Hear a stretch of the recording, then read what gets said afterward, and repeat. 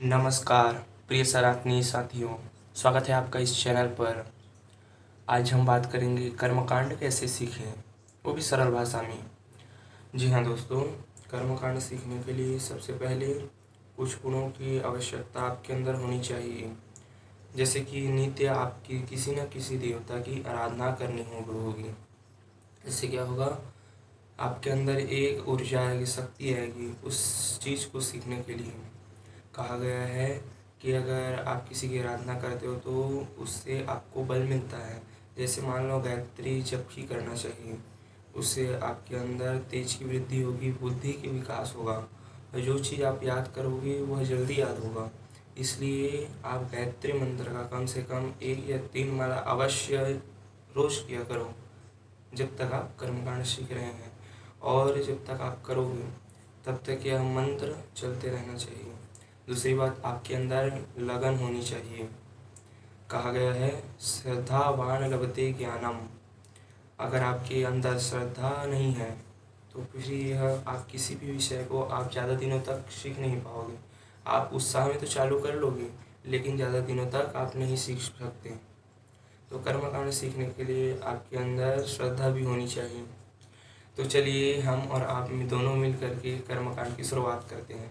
कर्मकांड सीखने से पहले आपको सबसे पहले मंगलाचरण करना होगा। किसी भी मंत्र का मंगलाचरण कर सकते हो। सबसे पहले गुरु जी का ध्यान कर लेना है। कौन सा मंत्र बोलना है?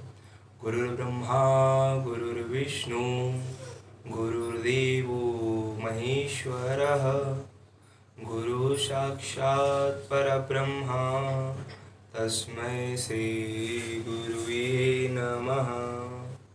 इस प्रकार गुरु मंत्र का ध्यान करके आपको बोलना है श्री गुरुभ्यो नमः, श्री सरस्वत्यै नमः, श्री वेद पुरुषाय नमः, श्रीमन्महागणाधिपते नमः। मंगलाचरण करने के पश्चात अब आपको पंचगव्य प्राशन का मंत्र बोलना है। यजमान जी को कुछ बैठा लीजिए और पश्चिम की दिशा में मुख करवा लीजिए। आसन से हट कर बैठाइएगा और पंचगव्य प्राशन कराया जाता है। पंचगव्य प्राशन में यह चीज़ होती है गाय का दूध, दही, घी, गोमूत्र और गोमय। गोमय का मतलब गोबर। इन पांचों को उचित मात्रा में मिला करके यजमान के हाथों में देना है और यह मंत्र बोलना है।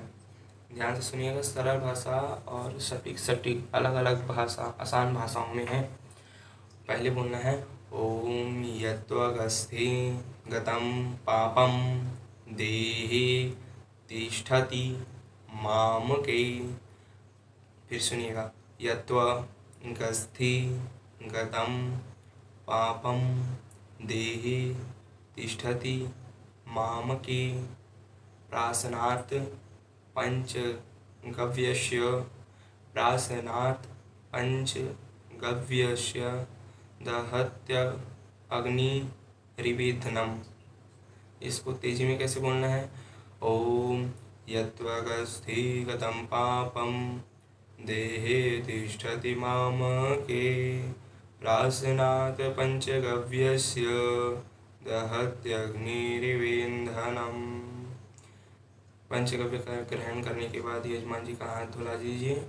उसके बाद उन्हें आसन प्रणाम करिए, ऐसा कहिए और विराजमान हो जाइए। इस प्रकार बोलिएगा। आसन में बैठने के बाद क्या करवाना है? यजमान जी से आचमन करवाना है। आचमन इस प्रकार करवाइएगा, दाहिने हाथ में जल ले लेना है और इस तरह की मुद्रा बना लीजिएगा और जल पीते हुए यह मंत्र बोलना है, ओम केशवाय नमः। ओम, फिर पुनः जल लेना है, फिर कहना है ओम नारायणाय नमः। फिर पुनः जल पी लेना है, फिर बोलना है, फिर तीसरी बार बोलना है ओम माधवाय नमः। अब तीनों बार पीने के बाद चौथी बार हाथ धुला देना है और बोलना है ओम ऋषिकेशाय नमः या फिर गोविंदाय नमो नमः। इस प्रकार का बोल लीजिएगा। आचमन हो जाने के पश्चात पवित्र धारण करवाना है। पवित्र धारण का मंत्र थोड़ा कठिन है लेकिन आप इसे आसानी से पढ़ सकते हो। बार बार प्रयास करोगे तो ध्यान से सुनिएगा। ओम पवित्रे स्थो वैष्णवियो सवितुर्वः प्रसव उत्पुनाति छिद्रेण पवित्रेण सूर्यस्य रश्मिभिः तस्य ते पवित्रपते पवित्रपूतस्य यत् कामः पुनीतक्षकीयम्। इसको दो चार बार आप आगे पीछे करके सुन लोगे तो आपको पढ़ने में बहुत आसानी हो जाएगी। अब इसको थोड़ा मैं स्पीड में बोल देता हूँ। ओम पवित्रे स्थो वैष्णव्यो शवितुर्वाः प्रशाव उतपो नाम याशिद्रेण पवित्रेण सूर्यस्य रश्मिभिः तस्य ते पवित्रपते पवित्रपूतस्य जतकामः पुनीतक्षकेयम्। पवित्र किस चीज़ का होता है? सोने की अंगूठी का अथवा कुशा के पवित्र बना लेनी है और दाहिने हाथ के अनामिका उंगली में धारण कर लेना है। इसके बाद गंगा जी का आवाहन करना है, यानी कि जल में गंगा जी को डालना है या फिर जल पात्र में गंगा जल डालना है। और यह मंत्र बोलिएगा, ओम गंगे च यमुने चैव गोदावरी सरस्वती नर्मदे सिंधु कावेरी जलेस्मिन् सन्निधिं कुरु। फिर क्या बोलना है? सर्वोपचारार्थे गंधाक्षत पुष्पाणि समर्पयामि सप्तसागरेभ्यो नमः गंगादि नदीभ्यो नमः। ऐसा बोलकर फूल अक्षत चंदन जल पात्र में रख देना है।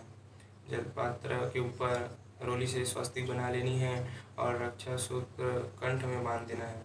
इसके बाद फूल लेकर गंगा जी का ध्यान भी करवा सकते हो। जैसे यजमान जी को समझाना भी है, अगर आप समझाओगे भी तो उससे पूजा में रौनकता बढ़ जाएगी और यजमान जी का मन भी लगने लगेगा। और क्या समझाना है? यजमान जी हाथ में फूल अक्षत ले लीजिए, नेत्रों को बंद कर लीजिए, प्रेम पूर्वक गंगा मैया का ध्यान करना है, आवाहन करना है, हे गंगा मैया शिव जी की जटा से चलते हुए आप आइए और इस जल पात्र में आप समाइए। मैं जिस भी देवता का पूजन कराना हूँ, मैं भूत भोलेनाथ का अर्चन करने जा रहा हूँ, पूजन करने जा रहा हूँ, तो आप इस जल पात्र में आकर के समाहित होइए। आपका जल जहाँ जहाँ जाए वह स्थान पवित्र हो और हमारे शरीर पर पड़े तो शरीर की शुद्धि हो। इस प्रकार के गंगा जी का ध्यान करवाना है और करवाना है। बोलना है, पापहारी दुरितारी तरंगधारी शैल प्रचारी गिरिराज गुहा विदारी झंकारकारी हरिपाद रजोपहारी गंगां पुनातु सततां शुभकारी वारी। गंगाभ्यो नमः सत्सागरेभ्यो नमः प्रार्थना पूर्वकम नमस्कारामि समर्पयामि। रखवा देना है फूल और उसी जल पात्र में रखवा दीजिएगा। इसके बाद दाहिने हाथ में जल लेकर के शरीर पर जल छोड़नी है और क्या बोलना है शरीर शुद्धि के लिए? ओम अपवित्रः पवित्रो वा सर्वावस्थांगतोऽपि वा यः स्मरेत् पुण्डरीकाक्षं शबाह्यभ्यन्तरः शुचिः। इस प्रकार से जल शरीर पर छोड़ लेनी है और बोलना है क्या? ओम पुंडरीकाक्षः पुनातु, ओम पुंडरीकाक्षः पुनातु, ओम पुंडरीकाक्षः पुनातु। इसके बाद आप लोगों को शिखा बांध लेनी है। यजमान जी का शिखा का स्पर्श करवा लीजिएगा और बोलना है, ओम चित्रपीणी महामाई दिव्य तेजा समन्विते तिष्ठ देवी शिखा मध्ये तेजो वृद्धिं कुरुष्व मे। शिखा बांधने के बाद आसन शुद्धि का विनियोग पहले करना है। ओम पृथ्वीति मंत्रस्य मेरु पृष्ठ ऋषिः शुतलं छन्दः कुर्मो देवता आसन पवित्र करणे विनियोगः। आसन पर जल छोड़ने के पश्चात और फूल अक्षत लेकर धरती माता का ध्यान करना है। यह बोलिएगा, पृथ्वी त्वया धृता देवी त्वं विष्णुना घृता त्वञ्च धाराय मां देवीं पवित्रं कुरु चाशनम्। अगर आप ध्यान से यह सब मंत्र को सुनते हो तो आपको याद हो जाएगा। मैं पूरे विश्वास के साथ कहता हूँ, मैंने बहुत सारे मंत्र श्रवण करके ही सुन करके ही याद किए हुए हैं। इसके बाद फूल अक्षर के धरती माता के आसन पर चढ़ा देना और बोलना है सर्वोपचारार्थे गंधाक्षत पुष्पाणि समर्पयामि आधार शक्त्यै नमः पूजा कर्म भूम्यै नमः पृथिव्यै नमः।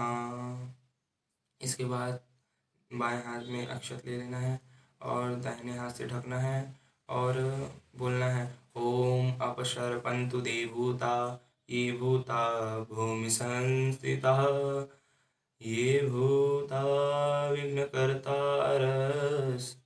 नश्यन्तु शिवाज्ञया अपक्रामन्तु भूतानि पिशाचा सर्वतो दिशः सर्वेषां विरोधेन पूजा कर्म समारभे।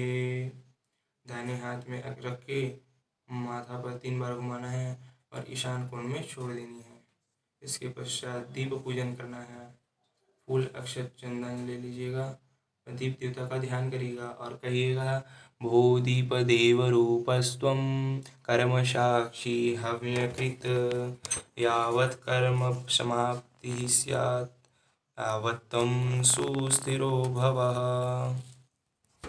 इसके बाद फूल अक्षत चंदन दीप के बगल में चढ़ा देनी है और बोलनी है सर्वोपचारार्थे द अक्षत पुष्पाणि समर्पयामि दीपनारायणाय नमः।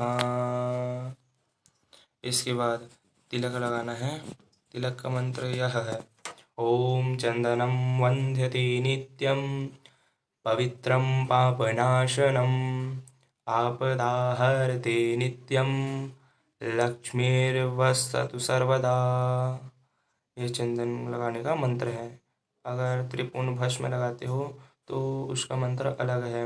ओम स्वस्ति न इंद्रो वृधस्रवाः स्वस्ति नः पूषा विश्ववेदाः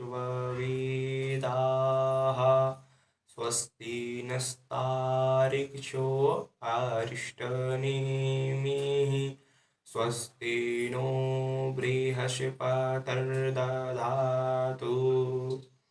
इस प्रकार आप लोगों को त्रिपुण भस्म लगाना है और यजमान और सापत्नी का उनका ग्रंथि बंधन करना है। यजमान का पति पत्नी का बंधन कर देना है, ग्रंथि बंधन करना है। यह मंत्र बोलिएगा ओम ग्रंथि बंधनम कार्यम पटपीत पीताम्बरम यजमान सहितोष्पत्नी ग्रंथि बंधन करोम्यहम। ग्रंथि बंधन कर देना है यजमान जी का।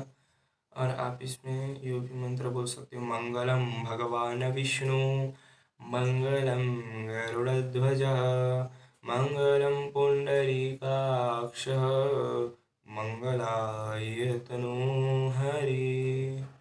इस मंत्र से भी आप ग्रंथि बंधन कर सकते हो। और आज की वीडियो में बस इतना ही। अगले वीडियो में फिर स्वस्ति वाचन जानेंगे, उसके बाद संकल्प पढ़ेंगे। तब तक के लिए हर हर महादेव और आपका बहुत बहुत धन्यवाद।